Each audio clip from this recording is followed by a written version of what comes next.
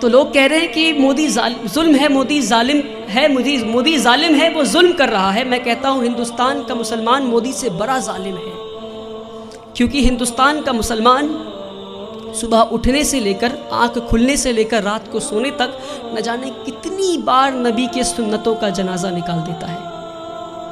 ہمارے نبی اپنے صحاباؤں کے ساتھ ایک بار گزر رہے تھے راستے سے، راستے میں انہیں ایک پتھر دکھا، نبی وہ پتھر کو پکڑتے ہیں اور راستے کے کنارے میں پھینک دیتے ہیں اور کہتے ہیں اپنے صحاباؤں سے کہ اگر تمہیں راستے میں کوئی رکاوٹ دکھے تو تم اسے ہٹا دو تاکہ تمہارے بعد جو آئے اسے پریشانی نہ ہو۔ تو صحاباؤں نے اس بات پہ اتنا عمل کیا کہ کئی سالوں کے بعد ایک یہودی کا گروپ اس راستے سے گزر رہا تھا، اسی راستے سے، اور راستے میں ایک پتھر گرا ہوا دیکھتا ہے تو پتھر کو دیکھ کر بولتا ہے کہ شاید اس راستے سے مسلمان نہیں گزرا۔ میرے بھائیوں، وہ تھا ان کا ایمان۔ اور ہم آج کہیں بھی بم پھٹتا ہے تو بولتے ہیں شاید مسلمانی ہوگا، کہیں بھی گولیاں چلتی ہیں تو کہتا ہے مسلمانی ہوگا۔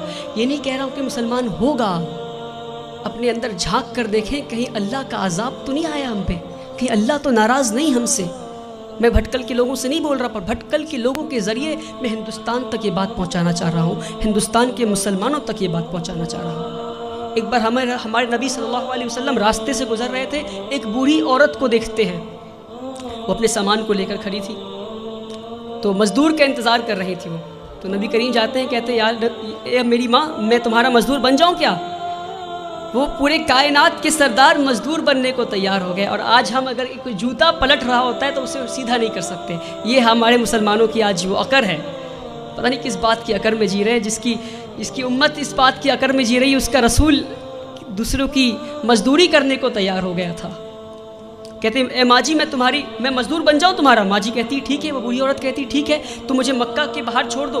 نبی کریم اس بوڑھی عورت کو مکہ کے باہر چھوڑنے جاتے ہیں، راستے میں بوڑھی عورت کہتی کوئی محمد آیا ہے، کوئی جادوگر ہے، اور گالیاں دینے لگتی محمد صلی اللہ علیہ وسلم کو۔ نبی کریم پیار سے شانتی سے مسکراتے ہوئے ان کی بات سنتے ہیں، مکہ کے باہر لے جا کر چھوڑ دیتے ہیں۔ اور جب واپس ہو رہے ہوتے ہیں تو بوڑھی عورت پوچھتی ہے ارے بیٹا، تو نے میری مزدوری کی ہے، مزدوری تو لے جا۔ کہتے ہیں نہیں رہنے دو ماں۔ تو کہتے اچھا اپنا نام تو بتا جا۔ تو کہتے میرا نام محمد ہے، وہی محمد جسے تو گالی دے رہی تھی۔ میرے پیارے بھائیوں، ہم اس نبی کی امت ہے، اس بات کو نہ بھولیں۔ ہمارے نبی سے زیادہ بڑا مثال سیکولرزم کا اس دنیا میں نہیں ہے،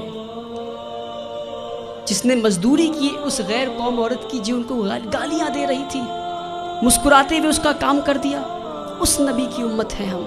جب طائف میں گئے تو انہیں اتنی پتھر ماری گئی کہ ان کا جوتا مبارک خون سے بھر گیا۔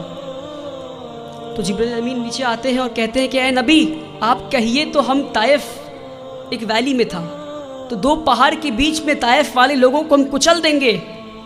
ہمارے نبی گھائل حال میں بھی پتھر کھا کے بھی کہتے ہیں میں تو یہاں رحمت کے لیے آیا ہوں۔ میرے بھائیوں، ہم اس نبی کی امت ہے، اس بات کو ہم نہ بھولیں۔ جس دن مسلمان اپنے نبی کی سنتوں کا جنازہ نکالنا بند کر دے گا، اس دن ہماری تقدیر بدل جائے گی انشاءاللہ۔ اللہ تعالی ہندوستان اور اہل ہندوستان کے دلوں میں اسلام کے لیے عزت اور مسلمانوں کے لیے پیار بخشے۔ اللہ تعالی اس دیش میں امن اور شانتی قائم کرے۔ وآخر الدعوانا والحمدللہ۔